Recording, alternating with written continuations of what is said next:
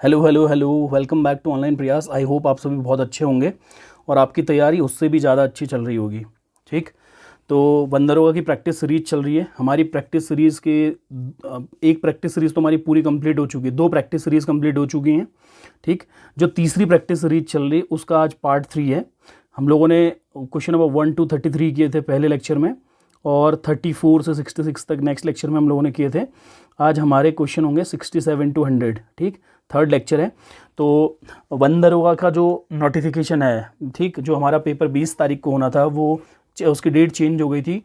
तो आज कहीं ना कहीं आयोग ने ये भी कंफर्म कर दिया है कि भैया कौन से डेट को एग्ज़ाम होना है। ठीक, तो इस पर भी एक वीडियो बनाया हुआ है।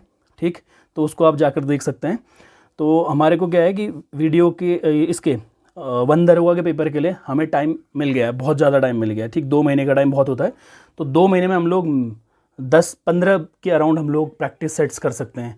तो ऑनलाइन प्रयास के साथ आप बने रहिएगा, नए नए प्रैक्टिस सेट आपको मिलते रहेंगे और साथ में मैथ्स का कंटेंट भी मिलेगा जो पेपर में आना है। ठीक, और पटवारी की सीरीज़ में भी हम लोग काम कर रहे हैं। उसमें बेसिक उत्तराखंड और बेसिक मैथ्स और बेसिक हिंदी को लेके हम लोग लेक्चर तैयार कर रहे हैं। ठीक, तो ऑनलाइन प्रयास के साथ आप बने रहिए। एक ही प्लेटफॉर्म जिसमें आपको सारी चीज़ें मिल जाएंगी। तो माना आपको हमारा वीडियो पसंद आता है, हमारा कंटेंट आपको पसंद आता है, तो आप लाइक कीजिए, शेयर कीजिए, सब्सक्राइब कीजिएगा। और जिस दिन हमारे 1.5 के सब्सक्राइबर्स हो जाएंगे उस दिन से हम क्या करेंगे, जितने प्रैक्टिस सेट हैं ऑनलाइन प्रयास के, तो इसके सारी PDF हम आपको गूगल ड्राइव का हम लोग लिंक आपको प्रोवाइड कर देंगे। तो आपको नोट्स के लिए भी ज़्यादा टेंशन लेने की ज़रूरत नहीं पड़ेगी। ठीक, और किसी को नोट्स चाहिए होंगे तो आप इंडिविजुअल कमेंट सेक्शन में आके आप बात कर सकते हैं। तो हम आपको फ्री ऑफ कॉस्ट आपको नोट्स भी प्रोवाइड करेंगे। ठीक, तो ऑनलाइन प्रयास की पहल के साथ आप जुड़िएगा। तो बिना किसी डिस्टर्बेंस के आज का लेक्चर स्टार्ट करते हैं। CH3OCH3 का रासायनिक नाम क्या है? ठीक, CH3OCH3 का रासायनिक नाम क्या है? What is the common name of CH3OCH3? Anisole, ठीक, डाई इथाइल इथर, फेटिनॉल और डाई मिथाइल इथर। ठीक, फेनिटॉल, ठीक हो गया। एनिसोल है, ठीक, और डाई इथाइल इथर है और फेनिटॉल और डाई मिथाइल इथर। ठीक, तो CH3OCH3 का सामान्य नाम क्या है पूछ रहा है। ठीक, तो इसका सामान्य नाम है डाई मिथाइल इथर। देखिए CH3OCH3 जो है इसका सामान्य नाम डाईमिथाइल ईथर है। और एनिसोल ये एक सुगंधित यौगिक होता है। ठीक, सुगंधित एक कंपाउंड होता है जिसमें एक बेंजीन रिंग C6H5, एक मेथॉक्सी समूह, ठीक, मेथॉक्सी समूह जो है वो OCH3 है से जुड़ा रहता है। और इसका जो रासायनिक सूत्र होता है, एसिनॉल का जो रासायनिक सूत्र होता है वो C6H5OCH3 होता है। ठीक, और जो डाई इथाइल इथर है, ठीक, इसमें इसे अक्सर केवल ईथर के रूप में जाना जाता है। ये एक ईथर है जिसमें 2 एथिल समूह एक ऑक्सीजन परमाणु से जुड़े रहते हैं। इसका जो रासायनिक सूत्र है उसको C2H5 2O, ठीक हो गया, या C4H10O के नाम से जाना जाता है। ठीक, जो फेनिटॉल है, ठीक, फेनिटॉल भी एक ईथर है जिसमें एक बेंजीन रिंग C6H5 एक एथिल समूह C2H5 के ऑक्सीजन के माध्यम से जुड़ा हुआ होता है। ठीक, इसका जो रासायनिक सूत्र होता है, फेनिटॉल का जो रासायनिक सूत्र होता है वो C6H5OC2H5 होता है। ठीक, अब देखिएगा डाईमिथाइल ईथर तो आपको पता है CH3OCH3 होता है। इसका राइट आंसर भी डाईमिथाइल ईथर ही है। ठीक, नेक्स्ट क्वेश्चन देखिए, क्वेश्चन नंबर 68 है। ठीक, क्वेश्चन नंबर 68, निम्नलिखित में से किसने गैसीय आयतन नियम प्रस्तावित किया? Who among the following propose the gaseous volume law? तो ये जो गैसीय आयतन नियम प्रस्तावित किया था ये लुईस गैलुसाक ने किया था। ठीक, जोसेफ लुई गैलुसाक ने इसका नियम प्रतिपादित किया था। जोसेफ लुईस गैलुसाक, ठीक हो गया, तो इसका राइट आंसर है। ठीक, यह नियम गैलुसाक के संयोजन आयतन, ठीक, गैलुसाक के संयोजन आयतन नियम के रूप में भी जाना जाता है। ठीक, नेक्स्ट क्वेश्चन देखिए, क्वेश्चन नंबर 69 है, निम्नलिखित में से कौन सी नदी पश्चिम की ओर बहती है? ठीक हो गया, ताप्ती नदी, गंगा नदी, कृष्णा नदी और गोदावरी नदी। ठीक, जो ऑप्शन दिए हैं इन ऑप्शंस में से इसने पूछा है कि कौन सी नदी पश्चिम की ओर बहती है। तो पश्चिम की ओर जो बहने वाली नदी है वो ताप्ती नदी है। तो 69 का राइट आंसर है ऑप्शन नंबर ए। ठीक, ताप्ती नदी मध्य प्रदेश में निकलती है। ठीक, और पश्चिम में अरब सागर में बहती है। ठीक हो गया। और नर्मदा नदी भी एक भारत की प्रसिद्ध और प्रमुख नदी है जो पश्चिम की ओर बहती है। ठीक हो गया, इसके अकॉर्डिंग ताप्ती नदी है। ठीक, which of the following rivers flow towards the west? तो ताप्ती है। नेक्स्ट क्वेश्चन देखिएगा, क्वेश्चन नंबर 70, सोलनम, पेटूनिया और धतूरा पीढ़ियों को निम्नलिखित में से किस कुल में रखा गया है? सोलनम, पेटूनिया और धतूरा पीढ़ियों को निम्नलिखित में से किस कुल में रखा गया है? एनाकॉर्डिएसी, ठीक, सोलेनेसी, पाइनेसी और कॉन्वालुवेसी वुलेसी। ठीक हो गया, कॉन्वालवुलेसी। ठीक, तो जो 70 है, क्वेश्चन नंबर 70, इसका right answer option number b. ठीक, सोलेनेसी। ठीक, और सोलनम, पेटूनिया और धतूरा, सोलनम, पेटूनिया और धतूरा पीढ़ियों को सोलानेसी, ठीक हो गया, परिवार में रखा गया है। और सोलानेसी परिवार को नाइट शेड या आलू परिवार के रूप में भी जाना जाता है। ठीक हो गया, आलू परिवार के रूप में भी जाना जाता है, या फिर इसको नाइट शेड, ठीक, नाइट शेड या आलू परिवार के रूप में जाना जाता है। ठीक हो गया। नेक्स्ट क्वेश्चन देखिए, क्वेश्चन नंबर 71 है, भूपर्पटी में भ्रंश रेखाओं में की बड़ी मात्रा होती है। ठीक हो गया, भूपर्पटी में भ्रंश रेखाओं में गतिज ऊर्जा, स्थितिज ऊर्जा, यांत्रिक ऊर्जा और पृष्ठ ऊर्जा की बड़ी मात्रा होती है। तो स्थितिज ऊर्जा प्रचुर मात्रा में होती है। ठीक, भूपर्पटी में भ्रंश रेखाओं में स्थितिज ऊर्जा पर्याप्त मात्रा में होती है। ठीक हो गया। Fault lines in the earth's crust contain large amounts of, ठीक, potential energy, large amount of क्या? पोटेंशियल एनर्जी, इसको संभावित ऊर्जा भी कहते हैं। पृथ्वी की टेक्टोनिक प्लेटों के संपीड़न के कारण ये होता है। ठीक हो गया, तो स्थितिज ऊर्जा इसका राइट आंसर है। क्वेश्चन नंबर 72, नेक्स्ट क्वेश्चन देखिएगा, बांधों के निर्माण के कारण नदियों में मौजूद जलीय जंतुओं पर कैसा प्रभाव पड़ता है? ठीक हो गया, तो बांधों के निर्माण से नदियों में मौजूद जलीय जंतुओं पर डेफिनेटली नकारात्मक प्रभाव पड़ेगा। ठीक हो गया, वैकल्पिक रूप से सकारात्मक और नकारात्मक ये बिल्कुल नहीं होगा, कोई प्रभाव नहीं पड़ता, बिल्कुल प्रभाव पड़ेगा, सकारात्मक बिल्कुल नहीं पड़ सकता। तो इसका राइट आंसर क्या है? नकारात्मक प्रभाव पड़ता है। ठीक, what effect does construction of dams have on aquatic animals in reverse? So negative इसका इम्पैक्ट पड़ रहा होता है। तो right answer option number A है। नकारात्मक प्रभाव कैसे पड़ेगा? बांध निम्न तरीकों से नदी पारिस्थितिकी तंत्र को गंभीर रूप से बाधित कर सकते हैं। ठीक, निम्न मतलब जो मैं बता रहा हूँ, ठीक, एक आवास परिवर्तन हो जाएगा। ठीक है, बांध बनेगा तो आवास परिवर्तन हो जाएगा, और आवास परिवर्तन होने से नकारात्मक प्रभाव पड़ता ही, यही नकारात्मक प्रभाव है। ठीक हो गया, प्रवास बाधा, ठीक हो गया, प्रवास बाधा आएगी। ठीक, और जल गुणवत्ता में परिवर्तन होगा। ठीक, कटाव और अवसादन होगा, जैव विविधता की हानि होगी, और ग्रीन हाउस गैसेस का क्या होगा? उत्सर्जन भी होगा। तो इसका right answer option number A है। नेक्स्ट क्वेश्चन देखिएगा, निम्नलिखित में से टूथपेस्ट की प्रकृति क्या होती है? टूथपेस्ट की प्रकृति अम्लीय, उभयधर्मी, उदासीन और क्षारीय। तो क्षारीय इसकी क्या होती है? प्रकृति होती है। ठीक, तो इसका राइट आंसर क्वेश्चन नंबर 73 का क्या है? D option. Which of the following is the nature of toothpaste? So alkaline होता है। ठीक हो गया। देखिए, टूथपेस्ट की जो प्रकृति होती है क्षारीय होती है। यह मुंह में बैक्टीरिया द्वारा उत्पादित एसिड को बेअसर करने में मदद करता है, जिससे दांतों की सड़न को रोका जा सकता है। तो इसका right answer option number D है। नेक्स्ट क्वेश्चन देखिएगा, क्वेश्चन नंबर 74, तय किए गए कुल पथ की लंबाई और जिसमें गति होती है उस कुल समय अंतराल के बीच के अनुपात के रूप में निम्न में से किसे परिभाषित किया गया है? औसत प्रणोद, औसत बल, औसत विस्थापन और औसत चाल। तो इसका राइट आंसर औसत चाल है। तो औसत चाल बराबर तय की गई पथ की कुल लंबाई, तय की गई कुल पथ की लंबाई बट्टा कुल क्या होता है?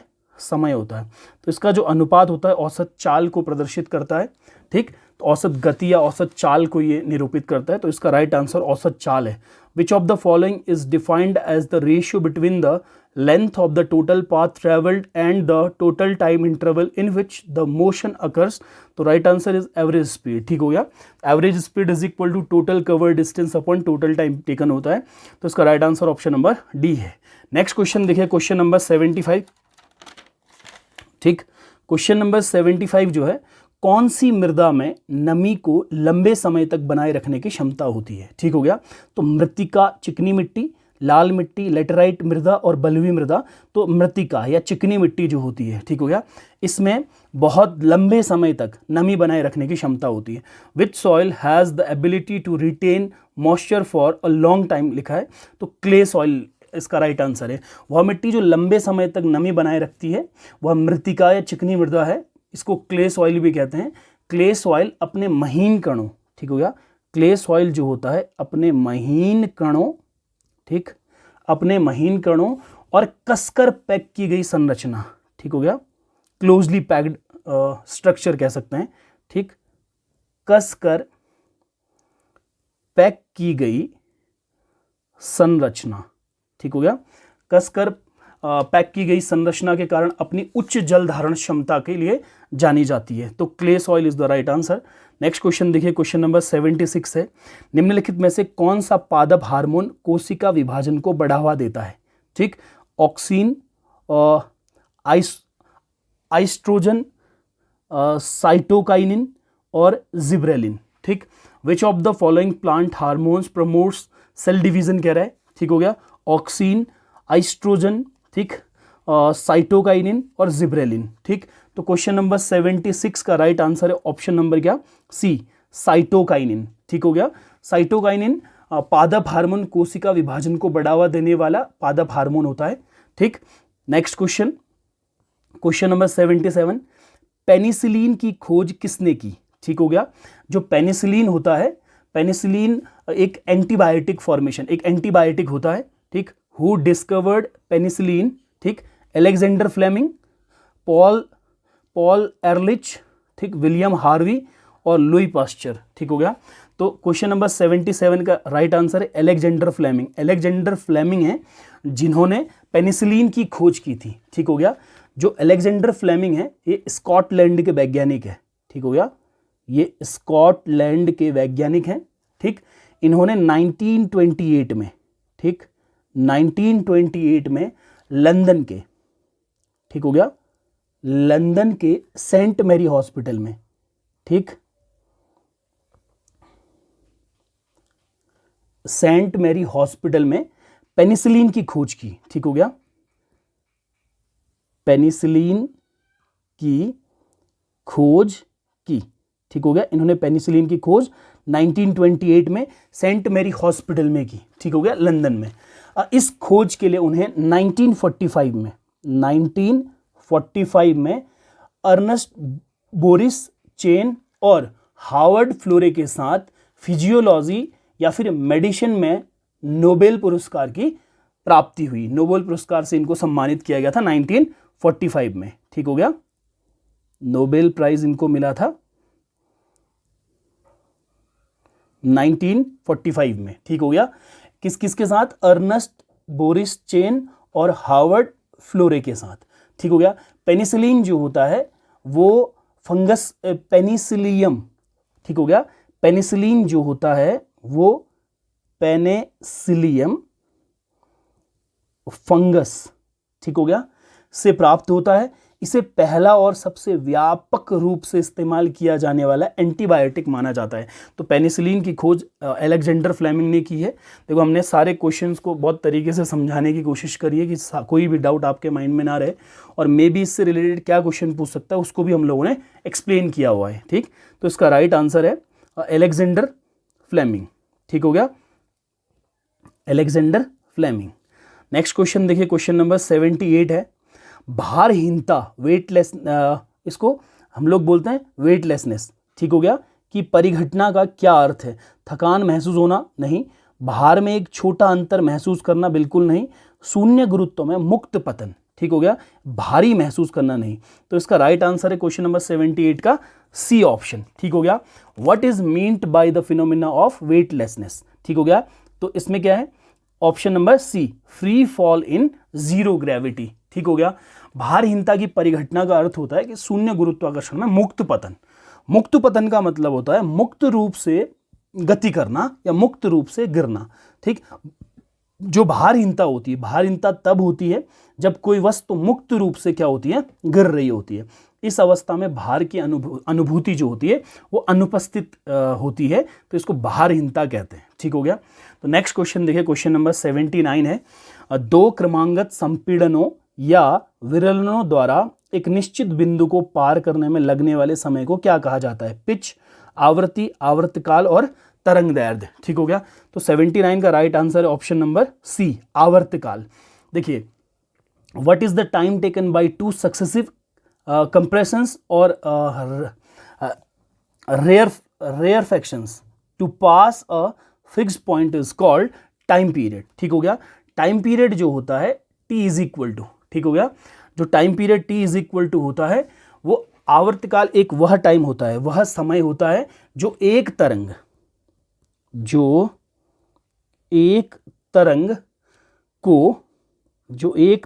को एक पूर्ण दोलन करने में लगता है, एक पूर्ण दोलन करने में लगता है, ठीक हो गया। इसका जो मात्रक होता है वो क्या होता है? सेकंड होता है, ठीक हो गया। दो क्रमांगत संपीड़नों या विरलनों द्वारा एक निश्चित बिंदु से गुजरने में लिया गया जो समय होता है यह क्या कहलाता है? आवर्तकाल कहलाता है। इसको टी से प्रदर्शित किया जाता है, तो इसका राइट आंसर है टाइम पीरियड। देखिए next question, question number 80, arsenic के साथ अपमिश्रित सिलिकॉन क्या बनता है? पी प्रकार के अर्धचालक, एन प्रकार के अर्धचालक, संवाहक चालक या विसंवाहक कुचालक, ठीक हो गया। Silicon doped with arsenic forms p type semiconductor, n type semiconductor, conductor और इंसुलेटर। इंसुलेटर वो सारे के सारे सब्सटेंसेस होते हैं जिनमें इलेक्ट्रिसिटी कंडक्ट नहीं होती है। कंडक्टर्स वो होते हैं जिसमें चार्जेस फ्लो करते हैं, इलेक्ट्रिसिटी कंडक्ट होती है। पी टाइप के सेमीकंडक्टर वो होते हैं जिनमें हम लोग क्या 5 वैलेंसी वाले इम्प्योरिटी के सब्सटेंसेस मिलाते हैं, और पी टाइप के सेमीकंडक्टर्स वो होते हैं जिसमें हम लोग 3 वैलेंसी वाले इम्प्योरिटी के सब्सटेंसेस मिलाते हैं, ठीक हो गया। तो आर्सेनिक के साथ अपमिश्रित जो सिलिकॉन होता है वो एन टाइप का अर्धचालक बनाता है, एन टाइप सेमीकंडक्टर बनाता है। तो right answer is option number b, ठीक हो गया। एन प्रकार के अर्धचालक तब बनते हैं जब आवर्त सारणी के 5वें समूह के तत्वों को की अशुद्धि को क्या किया जाता है? शुद्ध अर्धचालकों में मिलाया जाता है, ठीक। तो नेक्स्ट क्वेश्चन देखिए, क्वेश्चन नंबर 81 है, घरों के पास गहरे भूतल में धातु की प्लेट से जुड़े भूतार के विद्युत रोधन इंसुलेशन का रंग क्या होता है? अर्थिंग वाला वायर कौन सा होता है, कौन से कलर का होता है? सिंपली ये पूछना चाह रहा है, हरे रंग का होता है। What is the colour of the earth wire? देखिए अर्थिंग वायर, ठीक। Insulation connected to the metal plate in deep ground near houses, green colour होता है, ठीक। तो नेक्स्ट क्वेश्चन देखिए, question number 82, sodium potassium pump के माध्यम से कोशिका झिल्ली में कितने सोडियम आयनों का वहन होता है? तो 3 सोडियम आयनों का वहन होता है। राइट आंसर इज 3, ठीक। How many sodium ions are transported across the cell membrane through the sodium potassium pump? तो 3 राइट आंसर है, ठीक हो गया। सोडियम पोटेशियम पंप के माध्यम से कोशिका झिल्ली के पार पहुंचाए जाने वाले सोडियम आयनों की संख्या 3 होती है। और मैं बात करूं सोडियम और पोटेशियम पंप कोशिका झिल्ली में एक सक्रिय परिवहन प्रोटीन है जो 3 सोडियम आयनों को Na पॉजिटिव के 3, ठीक हो गया, को कोशिका से बाहर की ओर और पोटेशियम K+, ठीक हो गया, पोटेशियम आयनों को कोशिका में ले जाने के लिए, ठीक हो गया, एटीपी का उपयोग करता है, एडिनोसिन ट्राइफॉस्फेट, ठीक हो गया। यह प्रक्रिया कोशिका झिल्ली में विद्युत रासायनिक प्रवणता को बनाए रखती है जो तंत्रिका आवेग संचरण और मांसपेशियों के संकुचन सहित विभिन्न कोशिकीय कार्यों के लिए आवश्यक होती है। तो इसका right answer option number D है। नेक्स्ट क्वेश्चन देखिए, क्वेश्चन नंबर 83। क्वेश्चन नंबर 83 है, निम्नलिखित में से सही विकल्प का चयन कीजिए। आवेग बराबर बल गुणा वेग, आवेग बराबर बल गुणा द्रव्यमान, आवेग बराबर द्रव्यमान गुणा वेग और आवेग बराबर बल गुणा समयावधि। Choose the correct option from the following. Impulse is equal to force into velocity, impulse is equal to force into mass, impulse is equal to mass into velocity, impulse is equal to force into time period. देखिए simple सा logic. Question number 36 I think कल का जो हमारा lecture हुआ होगा, ठीक हो गया। तो कल के लेक्चर में भी इम्पल्स वाला टॉपिक हम लोगों ने पढ़ा है। इम्पल्स को डेफिनेटली हम लोग जे से रिप्रेजेंट करते हैं। Impulse is denoted by j and j is equal to the f into delta of t, ठीक हो गया, force into time period. So इसका राइट आंसर जो होगा क्वेश्चन नंबर 83 का जो राइट आंसर होगा वो ऑप्शन नंबर क्या होगा, डी, आवेग बराबर बल गुणा समयावधि। और कभी कभी आपसे ये भी पूछ सकता है कि आवेग जो होता है वो संवेग परिवर्तन के बराबर होता है, आवेग ही संवेग परिवर्तन होता है, ठीक हो गया। तो नेक्स्ट क्वेश्चन देखेंगे, क्वेश्चन नंबर 84। दो पिंडों के बीच गुरुत्वाकर्षण बल किसके व्युत्क्रमानुपाती होता है। सिंपल सा लॉजिक मैंने आपको बताया हुआ है। लास्ट लेक्चर आप देखेंगे वंदरों का ही लेक्चर है, मैंने इसमें आपको समझाया था न्यूटन का गुरुत्वाकर्षण संबंधी नियम। माना पहला मास m1 है, दूसरा मास m2 है, दोनों के बीच की दूरी r है, तो दोनों के बीच में लगने वाला बल दोनों द्रव्यमानों के गुणनफल के अनुक्रमानुपाती और दोनों के मध्य की दूरी के वर्ग के व्युत्क्रमानुपाती होता है, ठीक। उनकी दूरी के वर्गमूल के, बिल्कुल गलत, दूरी के वर्ग के, डेफिनेटली दूसरा आंसर सही हो जाएगा हमारा। The gravitational force between two bodies is inversely proportional to the square of their distances, ठीक हो गया। तो ये इनवर्सली प्रोपोर्शनल होता है, right answer is option number b. तो 84 का राइट आंसर है option number b. Next question देखेंगे, क्वेश्चन नंबर 85। निम्नलिखित में से अवसादी प्रकार के पोषक चक्र का उदाहरण कौन सा है। Nitrogen, carbon, phosphorus, oxygen. Which of the following is an example of sedimentary, ठीक हो गया, टाइप ऑफ न्यूट्रिएंट साइकिल, ठीक। Nitrogen, carbon, phosphorus, oxygen. तो क्वेश्चन नंबर 85 का राइट आंसर है ऑप्शन नंबर सी, फास्फोरस, ठीक हो गया। नेक्स्ट क्वेश्चन देखेंगे, क्वेश्चन नंबर 86 है, ठीक हो गया। देखिए पोषक चक्र का जो अवसादी प्रकार होता है फास्फोरस होता है। फास्फोरस चक्र एक तलछटी चक्र होता है जिसका मुख्य भंडार पृथ्वी की पपड़ी में है, ठीक हो गया। कार्बन और जो नाइट्रोजन होते हैं, ठीक, कार्बन और नाइट्रोजन चक्रों के विपरीत जिनमें महत्वपूर्ण वायुमंडलीय घटक होते हैं, ठीक।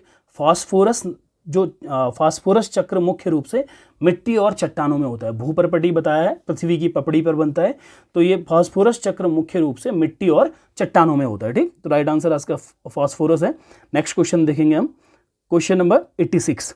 जब बल और विस्थापन के बीच का कोण होता है बाह्य बल द्वारा किया गया कार्य शून्य होता है। 45 डिग्री, 120 डिग्री, 90 डिग्री और 0 degree. When the angle between force and displacement dash किया हुआ है, the work done by the external force is 0। हम लोग जानते हैं work done is equal to क्या होता है, force into displacement, f vector dot d s vector, जहाँ पे डी एक्स स्मॉल डिस्प्लेसमेंट है तो W इज इक्वल टू बात करेंगे तो F into D x, F D x cos theta हो जाएगा। अच्छा, कॉस थीटा की वैल्यू हम लोग 90 डिग्री रखें तो कॉस 90 डिग्री की वैल्यू कितनी होती है, 0 होती है। तो वर्क डन कितना आ गया, 0। तो यही बात कर रहा है कि भैया बाह्य बल क्या हो जाए, शून्य हो जाए। तो कॉस थीटा विल बी जब कितना डिग्री, 90 डिग्री हो जाएगा, ठीक। तो 90 डिग्री पे ये क्या हो जाएगा, वर्क डन 0। तो right answer is option number c. Next question देखिएगा, शिशु की रक्षा के लिए स्तनपान के शुरुआती दिनों में मां द्वारा कौन से प्रतिरक्षी को स्रावित किया जाता है, ठीक हो गया। Which antibody is secreted by the mother during the initial days of breast feeding to protect the infant, ठीक। IgE, IgM, IgG और IgA। तो इसका राइट आंसर है ऑप्शन नंबर डी, IgA, ठीक हो गया। क्वेश्चन नंबर 87 का right answer option number D है। अब बच्चे की सुरक्षा के लिए स्तनपान के शुरुआती दिनों में मां द्वारा स्रावित जो एंटीबॉडी होती है वो IgA होती है, ठीक हो गया। इसे इम्यूनोग्लोबुलिन कहा जाता है, ठीक हो गया। इसको देखिए थोड़ा सा कॉम्प्लिकेटेड साइंस के वर्ड है, इसको ग्लोबुलिन, अच्छे से नोट्स आप इसको बनाइएगा, अच्छे से नोट्स तैयार कीजिएगा इसकी। इम्यूनोग्लोबुलिन, ठीक हो गया, IgA।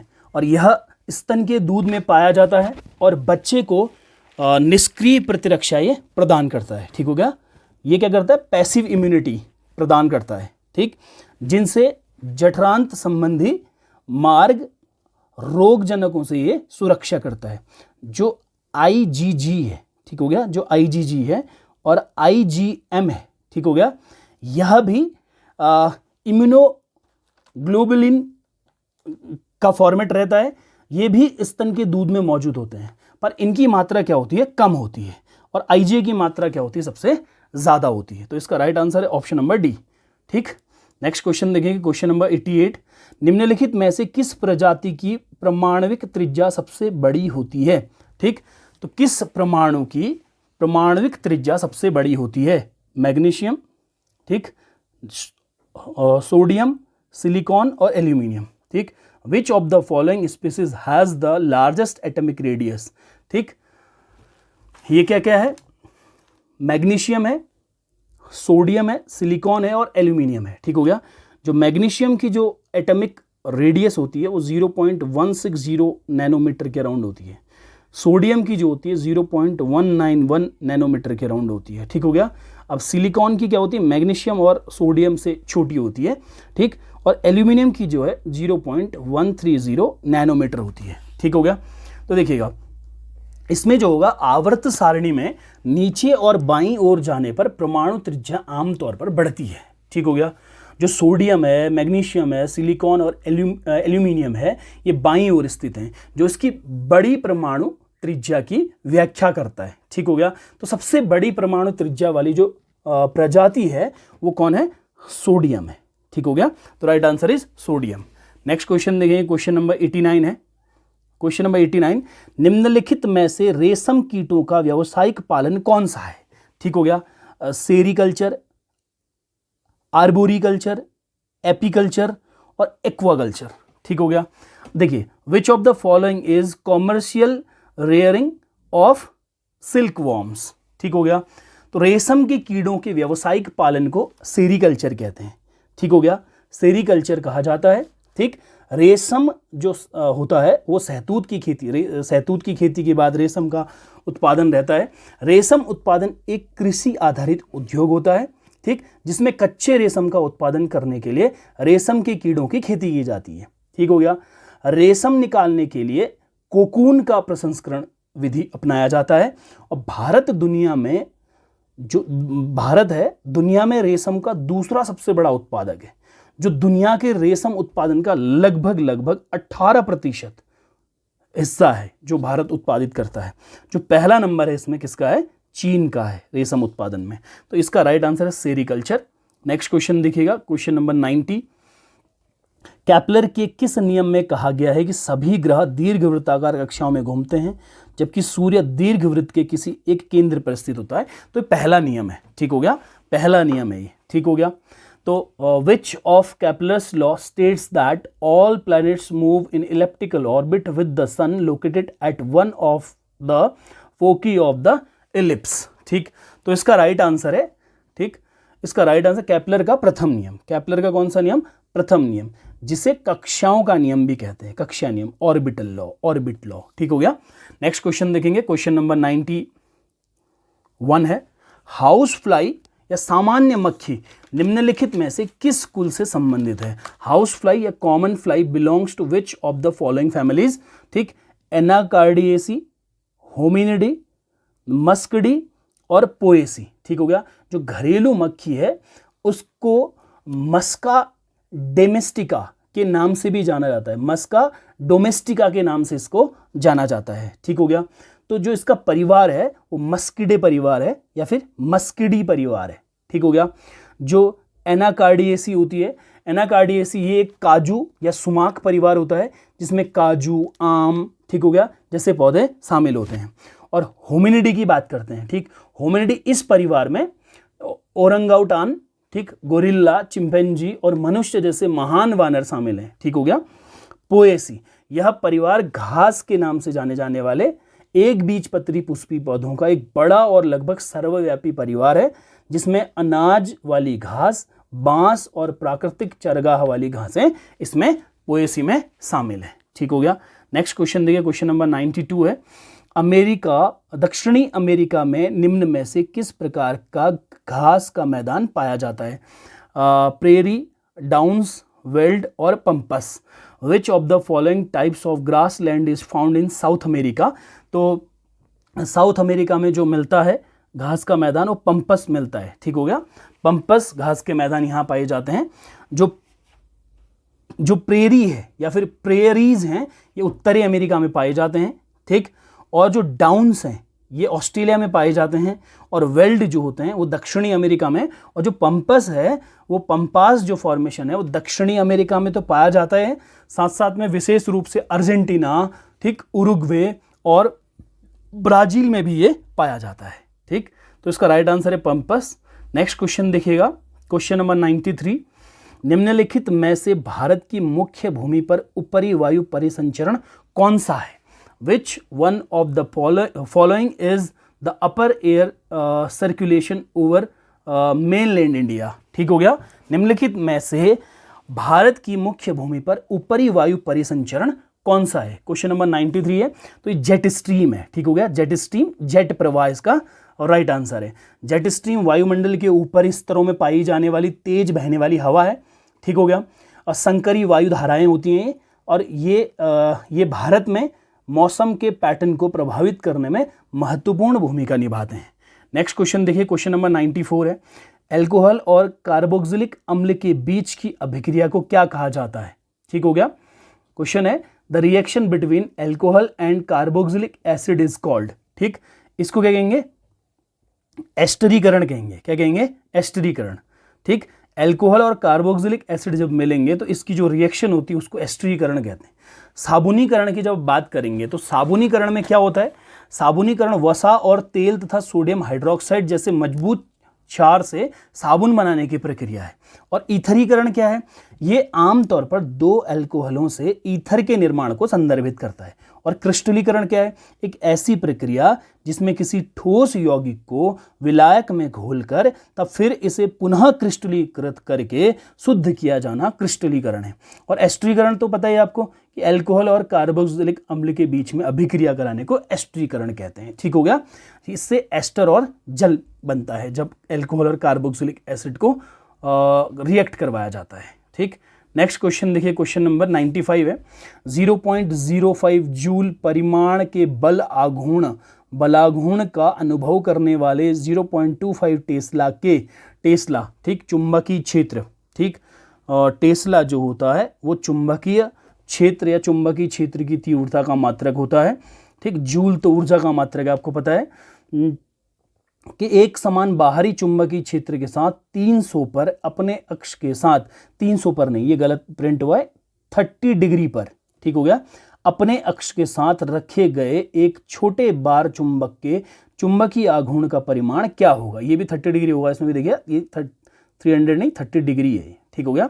What is the magnitude of the magnetic moment of a short bar magnet placed with its axis at 30 degree with a uniform external magnetic field of 0.25 Tesla experiencing a torque of magnitude 0.045 जूल। तो torque tau is equal to दिया इसने 0.045 joule, magnetic field B is equal to दिया है 0.25 tesla, theta is equal to दिया है कितना 30 degree. ये 12th क्लास के मैग्नेटिक इफेक्ट वाले चैप्टर का क्वेश्चन है। हम जानते हैं कि जो टॉर्क होता है tau is equal to MB sine theta इसका फॉर्मूला होता है। तो यहाँ से हमें क्या निकालना है, m निकालना है, ठीक।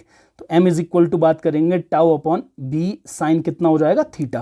तो m इज इक्वल टू बात करेंगे टॉर्क, टॉर्क की वैल्यू कितनी गिवन है हमें 0.045, ठीक हो गया, अपॉन b की जो वैल्यू है 0.25 टेस्ला है into sine 30 degree. Sine 30 degree की वैल्यू रखेंगे, 30 डिग्री का एंगल दिया हुआ है तो 30 डिग्री की वैल्यू 0.1/2। अब इसको मैं सॉल्व करूंगा तो m इज इक्वल टू जो वैल्यू आएगी वो आएगी 0.36 जूल पर टेस्ला।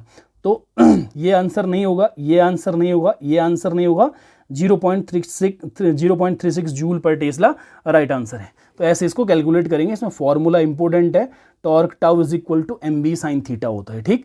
तो 95 का right answer option number D है। नेक्स्ट क्वेश्चन देखेंगे, क्वेश्चन नंबर 96। किस सहायक प्रजनन तकनीक में टेस्ट ट्यूब बेबी प्रक्रिया लागू की जाती है। इन विट्रो निषेचन और भ्रूण स्थानांतरण, in vitro fertilization, embryo transfer, अंतः कोशिका द्रव्य शुक्राणु इंजेक्शन, ठीक, इंट्राइसोप्लास्मिक स्पर्म इंजेक्शन, युग्मनज अंतर्गर्भाशयी स्थानांतरण, ठीक, जाइगोट इंट्राफेलोपियन ट्रांसफर और युग्मक अंतर्गर्भाशयी स्थानांतरण, ठीक, गैमिट इंट्राफेलोपियन ट्रांसफर। तो जो सहायक प्रजनन तकनीक में टेस्ट ट्यूब बेबी प्रक्रिया लागू की जाती है वो ऑप्शन नंबर कौन सी है? ए है, इन विट्रो निषेचन और भ्रूण स्थानांतरण, इन विट्रो फर्टिलाइजेशन और एम्ब्रियो ट्रांसफर। तो इसका राइट आंसर ऑप्शन नंबर क्या है? ए है। क्वेश्चन नंबर 96 का राइट आंसर है ऑप्शन नंबर ए, ठीक। नेक्स्ट क्वेश्चन देखिएगा, क्वेश्चन नंबर 97। एक खनिज को अयस्क के रूप में जाना जाता है यदि धातु, ठीक, बहुत महंगी हो, नहीं होगा, ठीक, को इससे उत्पन्न किया जा सकता है, को इससे उत्पन्न नहीं किया जा सकता है, को इससे लाभप्रद रूप से निकाला जा सकता है। तो इसका right answer option number D है। एक खनिज को अयस्क के रूप में जाना जाता है यदि धातु को इससे लाभप्रद रूप में निकाला जा सके, ठीक हो गया। A mineral is known as an ore of the metal can be profitably extracted from it. तो right answer option number D है। नेक्स्ट क्वेश्चन देखिए, क्वेश्चन नंबर 98। एक सतह पर एक समान रूप से वितरित 1.6 इंटू 10⁻⁻7 कूलाम आवेश वाले 12 सेंटीमीटर त्रिज्या वाले गोलाकार चालक के गोले के अंदर विद्युत क्षेत्र कितना होगा?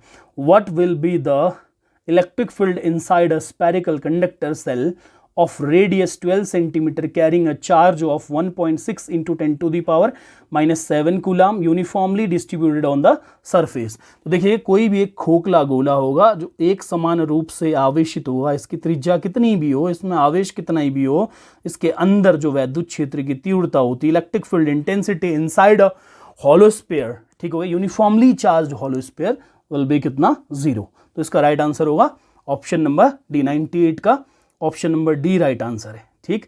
नेक्स्ट क्वेश्चन देखिएगा, कौन सा शहर ताज ट्रेपेजियम का एक हिस्सा है? एक ऐसा क्षेत्र जहां ताजमहल को चमक खोने से बचाने के लिए वायु प्रदूषण को न्यूनतम रखा जाता है, तो वह क्षेत्र मथुरा है। Which city is a part of the Taj trapezium? An area where air pollution is kept to a minimum to prevent the Taj Mahal from losing its shine, ठीक हो गया। तो देखिएगा 99 क्वेश्चन है, कौन सा शहर ताज ट्रेपेजियम का एक हिस्सा है कह रहा है, ठीक हो गया। वह शहर जो ताज ट्रेपेजियम का हिस्सा है वो मथुरा है, ठीक। ये एक ऐसा क्षेत्र जहां ताजमहल की चमक को कम रखने के लिए वायु प्रदूषण को कम से कम रखा जाता है। ताज ट्रेपेजियम जोन जो होता है, TTG इसको, TTZ इसको बोलते हैं, ताज ट्रेपेजियम जोन ताजमहल के चारों ओर 10,400 किलोमीटर स्क्वायर वर्ग किलोमीटर का क्षेत्र है जो स्मारक को वायु प्रदूषण से बचाने के लिए स्थापित किया गया है। इसमें उत्तर प्रदेश के आगरा, ठीक, इसमें आगरा, फिरोजाबाद, ठीक, ऑप्शन में मथुरा पूछा है तो मथुरा हो गया, और फिरोजाबाद, मथुरा, ठीक, हाथरस, एटा और राजस्थान का भरतपुर जिला, ठीक, भरतपुर जिला शामिल है, ठीक हो गया। तो इसका राइट आंसर है मथुरा। नेक्स्ट क्वेश्चन देखिए, लास्ट क्वेश्चन है आज के लेक्चर का, पराश्रव्य अल्ट्रासोनिक वेव्स, ठीक हो गया। पराश्रव्य तरंगों का उपयोग करके हृदय का प्रतिबिंब बनाने के लिए निम्नलिखित में से किस तकनीक का उपयोग किया जाता है? Which of the following techniques can be used to produce an image of the heart using ultrasonic waves कह रहा है, ठीक हो गया।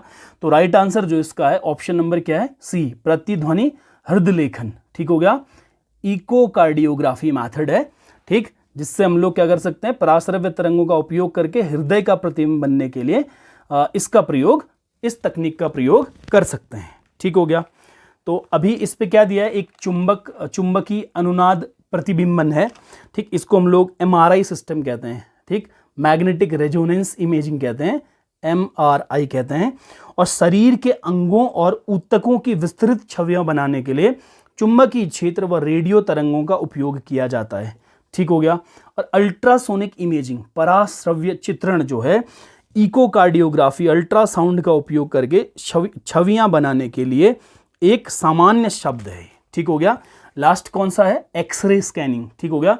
शरीर की हड्डियों और कुछ कोमल ऊतकों की छवियां बनाने के लिए विद्युत चुम्बकीय विकिरण का उपयोग किया जाता है। ठीक, तो आज का लेक्चर यहीं पे खत्म होता है। उम्मीद करता हूँ आपको ये वीडियो पसंद आया होगा। थोड़ा सा वीडियो लंबा जा रहा है क्योंकि प्रैक्टिस सेट में हम लोग रोज 33 क्वेश्चन कर रहे हैं। पहले हम लोगों ने 20 का सेगमेंट बनाया था, आप 4 लेक्चर देख रहे थे।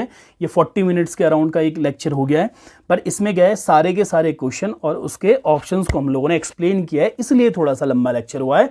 आप ऑनलाइन प्रयास के साथ बने रहेंगे तो वन दरोगा, वीडियो, पटवारी, लेखपाल से रिलेटेड सारा का सारा जो स्टडी मटेरियल है, सारा कंटेंट आपको ऑनलाइन प्रयास यूट्यूब चैनल में मिलने वाला है। तो आप ऑनलाइन प्रयास के साथ बने रहिएगा। मिलते हैं बहुत जल्दी नेक्स्ट वीडियो के साथ। तब तक के लिए बाय।